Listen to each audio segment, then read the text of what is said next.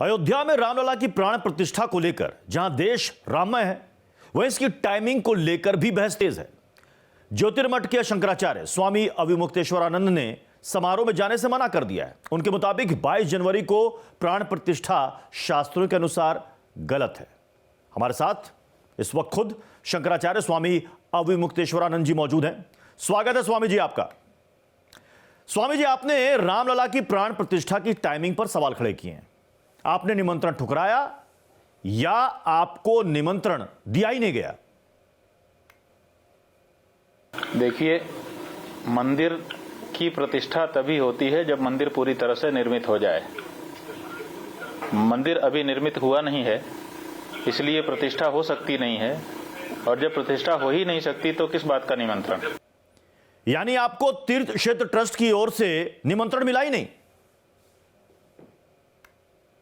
भाई, जब प्रतिष्ठा का अभी अवसर ही नहीं आया तो उसका निमंत्रण कैसे बांटा जा सकता है और कैसे मिल सकता है? लेकिन जो बाकी शंकराचार्य हैं, बाकी 2 शंकराचार्य, उनको कोई आपत्ति नहीं है। वो तो इसका स्वागत कर रहे हैं। वो कह रहे हैं कि ऐतिहासिक पल है, ये एक ऐतिहासिक क्षण है। जो शास्त्र की मर्यादा है, हम उसके संदर्भ में बात कर रहे हैं। ऐतिहासिक पल, बहुत बड़ा आयोजन, इसमें कहाँ किसी को आपत्ति है? हमारी जो आपत्ति है उसमें नहीं है बंधु।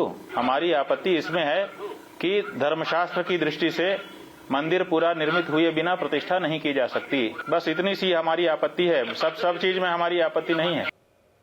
अच्छा स्वामी जी, एक बात बताइए, अर्ध निर्मित मंदिर में प्राण प्रतिष्ठा से क्या अनर्थ हो जाएगा? ये शास्त्रों में लिखा हुआ है कि अगर अर्धनिर्मित मंदिर में प्रतिष्ठा की जाएगी तो दैवी शक्ति मूर्ति में आने की अपेक्षा आसुरी शक्तियां उसमें आकर के विराजमान हो जाएंगी और करने वालों का अनिष्ट हो सकता है। लेकिन धर्माचार्य ये कह रहे हैं कि ये अभिजीत मुहूर्त ये सबसे शुभ मुहूर्त है और ये आने वाले कई सालों में फिर दोबारा नहीं आएगा।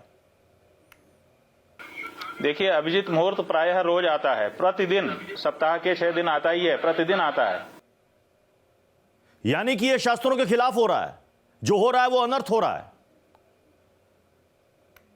हाँ जी, मंदिर बिना बने, देखिए, मंदिर जो है भगवान का शास्त्रों के अनुसार स्वरूप माना जाता है, उनका शरीर माना जाता है, और शिखर और उसके ऊपर का जो कलश है वो उनका सिर माना जाता है। अभी सिर बना नहीं, केवल धड़ बना है, और धड़ में प्राण प्रतिष्ठा कर देना ये कैसी बात है? बहुत माने, ये तो हीनांग है ना।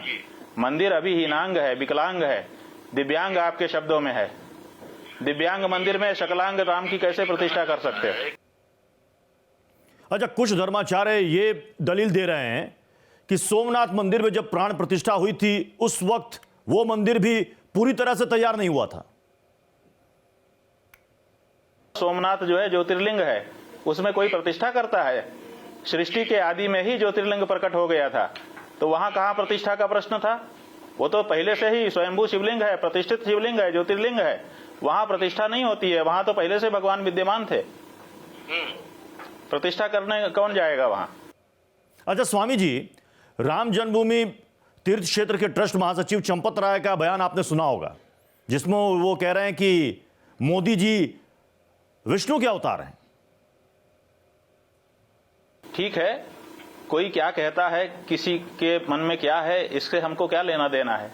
जिसके लिए जो भोजन देता है, सम्मान देता है, वही भगवान होता है। क्या आपको भी लगता है कि ये राजनीतिक कार्यक्रम है?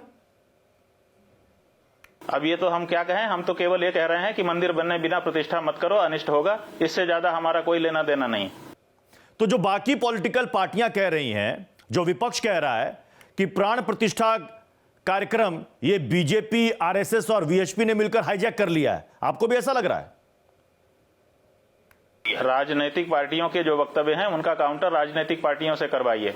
हम धर्माचार्य हैं, किसी धर्माचार्य की कोई बात हो तो उसके बारे में हमको सुनाइए। अच्छा स्वामी जी, सोशल मीडिया में काफी चल रहा है कि स्वामी अविमुक्तेश्वरानंद पीएम मोदी के विरोधी हैं।